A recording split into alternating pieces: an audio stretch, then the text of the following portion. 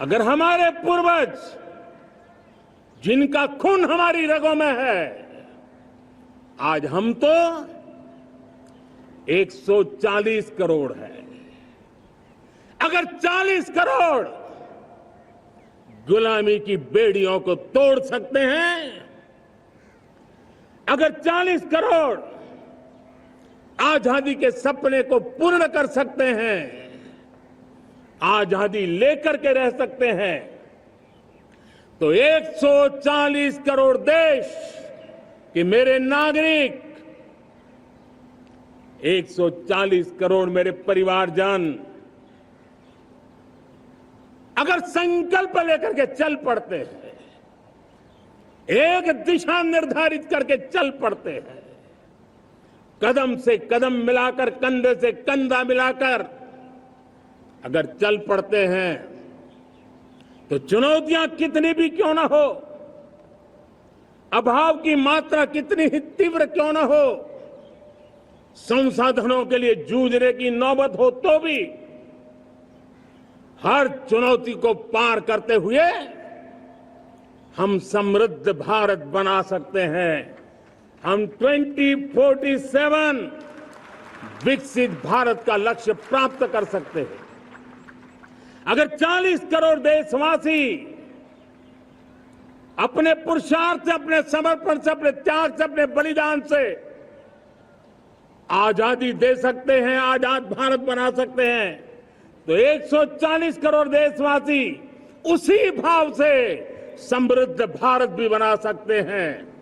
साथियों, वो एक समय था जब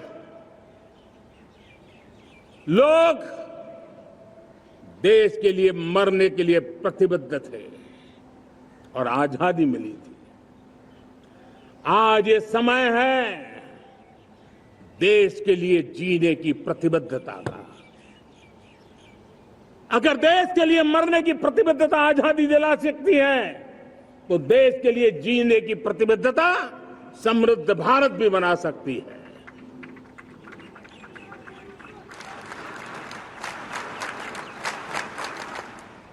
साथियों, विकसित भारत 2047 ये सिर्फ भाषण के शब्द नहीं है, इसके पीछे कठोर परिश्रम चल रहा है। देश के कोटि कोटि जनों के सुझाव लिए जा रहे हैं और हमने देशवासियों से सुझाव मांगे और मुझे प्रसन्नता है कि मेरे देश के करोड़ों नागरिकों ने विकसित भारत 2047 के लिए अनगिनत सुझाव दिए हैं। हर देशवासी का सपना उसमें प्रतिबिंबित हो रहा है, हर देशवासी का संकल्प उसमें झलकता है।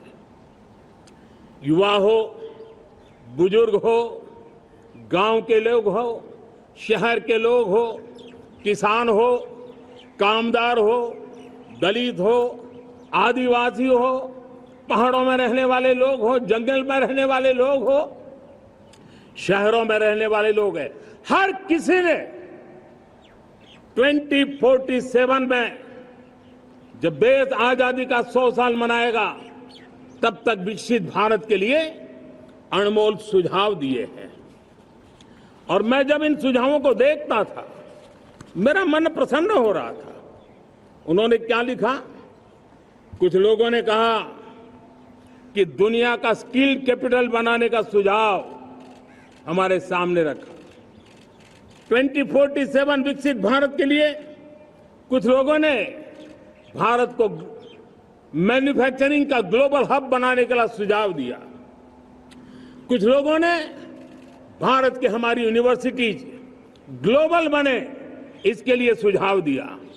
कुछ लोगों ने यह भी कहा कि क्या आजादी के इतने सालों के बाद हमारा मीडिया ग्लोबल नहीं होना चाहिए। कुछ लोगों ने यह भी कहा कि हमारा स्किल्ड युवा विश्व की पहली पसंद बनना चाहिए। कुछ लोगों ने सुझाव दिया भारत को जल्द से जल्द जीवन के हर क्षेत्र में आत्मनिर्भर बनना चाहिए। कई लोगों ने सुझाव दिया कि हमारे किसान जो मोटा अनाज पैदा करते हैं, जिसको हम श्री अन्न कहते हैं, उस सुपर फूड को दुनिया के हर डाइनिंग टेबल पर पहुंचाना है। हमें विश्व के पोषण को भी बल देना है और भारत के छोटे किसानों को भी मजबूती देनी है। कई लोगों ने सुझाव दिया कि देश में स्थानीय स्वराज की संस्थाओं से लेकर के अनेक इकाइयां हैं, उन सब में गवर्नेंस के रिफॉर्म की बहुत जरूरत है। कई लोगों ने लिखा कि न्याय के अंदर जो विलंब हो रहा है उसके प्रति चिंता जाहिर की और ये भी कहा कि हमारे देश में न्याय व्यवस्था में रिफॉर्म की बहुत बड़ी जरूरत है। कई लोगों ने लिखा कि कई ग्रीनफील्ड सिटीज बनाने की अब समय की मांग है। किसी ने बढ़ती हुई प्राकृतिक आपदाओं के बीच शासन प्रशासन में कैपेसिटी बिल्डिंग के लिए एक अभियान चलाने का सुझाव दिया। बहुत सारे लोगों ने यह सपना भी देखा है कि अंतरिक्ष में भारत का स्पेस स्टेशन जल्द से जल्द बनना चाहिए। किसी ने कहा भारत की जो पारंपरिक ट्रेडिशनल मेडिसिन है, हमारी औषधि है, दुनिया जब आज होलिस्टिक हेल्थ केयर की तरफ जा रही है, तब हमें भारत की पारंपरिक औषधियां और वेलनेस हब के रूप में भारत को विकसित करना चाहिए। कोई कहते हैं कि अब देर नहीं होनी चाहिए, भारत जल्द से जल्द दुनिया की तीसरी सबसे बड़ी इकोनॉमी बनना चाहिए। साथियों, मैं इसलिए पढ़ रहा था कि मेरे देशवासियों ने सुझाव दिए, मेरे देश के सामान्य नागरिक ने ये सुझाव हमें दिए हैं।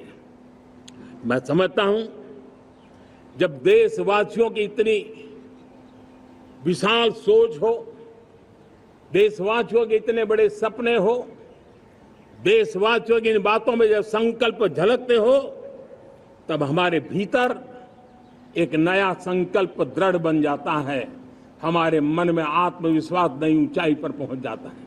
और साथियों, देशवासियों का ये भरोसा सिर्फ कोई इंटेलेक्चुअल डिबेट नहीं है, ये भरोसा अनुभव से निकला हुआ है। ये विश्वास लंबे कालखंड के परिश्रम की पैदावार है और इसलिए देश का सामान्य मानव याद करता है जब लाल किले से कहा जाता है कि हिंदुस्तान के 18,000 गांवों में समय सीमा में बिजली पहुंचाएंगे और वो काम हो जाता है, तब भरोसा मजबूत हो जाता है। जब ये तय होता है कि आजादी के इतने सालों के बाद भी 2.5 करोड़ परिवार ऐसे हैं जहां बिजली नहीं है, वो अंधेरे में जिंदगी गुजारते हैं, 2.5 करोड़ घरों में बिजली पहुंच जाती है, तब सामान्य मानवीय का भरोसा बढ़ जाता है। जब लाल किले से स्वच्छ भारत की बात कही जाए, तब इस देश के अग्रिम हरोड़ पंक्ति में बैठे हुए लोग हो, गांव के लोग हो, गरीब बस्ती में रहने वाले लोग हो, छोटे छोटे बच्चे हो, हर परिवार के अंदर स्वच्छता का वातावरण बन जाए, स्वच्छता की चर्चा हो, स्वच्छता के संदर्भ में एक दूसरे को रोक टोकने का निरंतर प्रयास चलता रहे। मैं समझता हूं कि ये भारत के अंदर आई हुई नई चेतना का प्रतिबिंब है। जब देश के सामने लाल किले से कहा जाए कि आज हमारे परिवारों में 3 करोड़ परिवार ऐसे हैं जिनके घर में नल से जल मिलता है, आवश्यक है हमारे इन परिवारों को पीने का शुद्ध पानी पहुंचे। जल जीवन मिशन के तहत इतने कम समय में नए 12 करोड़ परिवारों को जल जीवन मिशन के तहत नल से जल पहुंच रहा है। आज 15 करोड़ परिवार इसके लाभार्थी बन चुके हैं। हमारे कौन लोग वंचित थे इन व्यवस्थाओं से, कौन पीछे रह गए थे? समाज के अग्रिम पंक्ति के लोग इसके लिए अभाव में नहीं जीते थे, मेरे दलित, मेरे पीड़ित, मेरे शोषित, मेरे आदिवासी भाई बहन, मेरे गरीब भाई बहन, मेरे झुग्गी झोपड़ी में जिंदगी गुजारने वाले लोग, वही तो इन चीजों के अभाव में जी रहे थे। हमने अनेक ऐसे प्राथमिक आवश्यकताओं की पूर्ति के लिए जो प्रयास किया और उसका परिणाम हमारे इन सारे समाज के बंधुओं को मिला है। हमने वोकल फॉर लोकल का मंत्र दिया। आज मुझे खुशी है कि वोकल फॉर लोकल ने अर्थतंत्र के लिए एक नया मंत्र बन गया है। हर डिस्ट्रिक्ट अपनी पैदावार के लिए गर्व करने लगा है। वन डिस्ट्रिक्ट वन प्रोडक्ट का माहौल बना है। अब वन डिस्ट्रिक्ट वन प्रोडक्ट को, वन डिस्ट्रिक्ट का वन प्रोडक्ट एक्सपोर्ट कैसे हो, उस दिशा में हर जिले सोचने लगे हैं। रिन्यूएबल एनर्जी का संकल्प लिया था। G20 समूह के देशों ने जितना किया है उससे ज्यादा भारत ने किया है, और भारत ने ऊर्जा के क्षेत्र में आत्मनिर्भर बनने के लिए, ग्लोबल वार्मिंग की चिंताओं से मुक्ति पाने के लिए हमने काम किया है। साथियों, देश गर्व करता है आज जब फिनटेक की सफलता को लेकर पूरा विश्व भारत से कुछ सीखना समझना चाहता है, तब हमारा गर्व और बढ़ जाता है। साथियों, हम कैसे भूल सकते हैं कोरोना के वो संकट काल। विश्व में सबसे तेज गति से करोड़ों लोगों को वैक्सीनेशन का काम हमारे इसी देशों में हुआ। यही देश हैं जो कभी आतताई आतंकवादी हमें आकर के मार के चले जाते थे। जब देश की सेना सर्जिकल स्ट्राइक करती है, जब देश की सेना एयर स्ट्राइक करती है, तो देश के नौजवानों का सीना ऊंचा हो जाता है, तन जाता है, गर्व से भर जाता है। और यही बातें हैं जो आज 140 करोड़ देशवासियों का मन गर्व से भरा हुआ है, आत्मविश्वास से भरा हुआ है। साथियों, इन सारी बातों के लिए एक सुविचारित प्रयास हुआ है। रिफॉर्म की परंपरा को सामर्थ्य दिया गया है, नक्कर तरीकों के, नक्कर लक्ष्य को लेकर के। और जब राजनीतिक नेतृत्व की संकल्प शक्ति हो, दृढ़ विश्वास हो, जब सरकारी मशीनरी उसको लागू करने के लिए समर्पण भाव से जुट जाती है, और जब देश के हर नागरिक उस सपने को पूरा करने के लिए, जन भागीदारी करने के लिए, जन आंदोलन बनाने के लिए आगे आता है, तब हमें निश्चित परिणाम मिलता ही रहता है।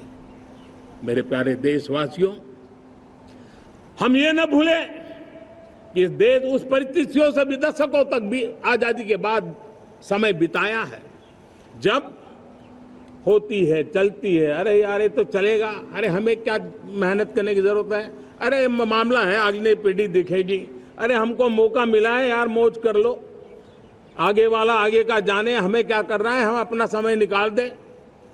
अरे नया करने जाओगे कोई बवाल उठ जाए, पता नहीं क्यों देश में स्टेटस को का माहौल बन गया था।